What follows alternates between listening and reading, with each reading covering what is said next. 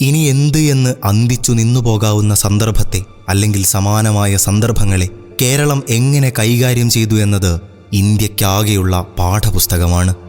പ്രതിസന്ധി കാലങ്ങളിലാണ് മലയാളികളുടെ ഒരുമയും നന്മയും കൂടുതൽ പ്രകടമാവുക.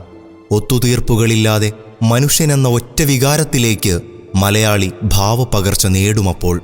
തൊട്ടു മുമ്പത്തെ മണിക്കൂർ വരെയും മതവും ജാതിയും രാഷ്ട്രീയവുമൊക്കെ പറഞ്ഞ് തമ്മിൽ വഴക്കിട്ടവർ ദുരന്തമുഖങ്ങളിൽ മറ്റെല്ലാം മാറ്റിവെച്ച് മലയാളി മാത്രമായി മാറും.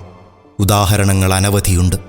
കവളപ്പാറയിൽ, പുത്തുമലയിൽ, കരിഞ്ചോലയിൽ പ്രകൃതി ദുരന്തങ്ങൾ ഉണ്ടായപ്പോഴെല്ലാം നമ്മൾ വെറും മനുഷ്യരായി.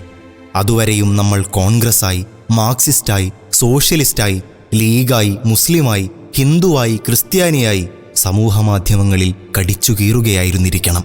പക്ഷേ മഴയൊന്ന് കനത്തു പെയ്താൽ, മലയൊന്ന് ക്ഷോഭിച്ചാൽ, കാറ്റ് വീശിയടിച്ചാൽ സർവ്വസന്നാഹങ്ങളുമായി നമ്മളിറങ്ങും.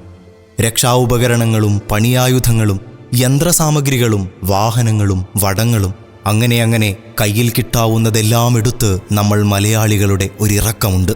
അതിന് ഒരു കേന്ദ്രത്തിൻ്റെയും ആഹ്വാനം വേണ്ട, ഒരധികാരിയുടെയും അഭ്യർത്ഥന വേണ്ട, ഒരു ഏജൻസിയുടെയും ശിപാർശ വേണ്ട. മനുഷ്യജീവനുകൾക്ക് മലയാളികൾ എത്രത്തോളം വില കൽപ്പിക്കുന്നുണ്ട് എന്ന് വീണ്ടും വീണ്ടും വെളിവാകുന്നു വയനാട്ടിൽ.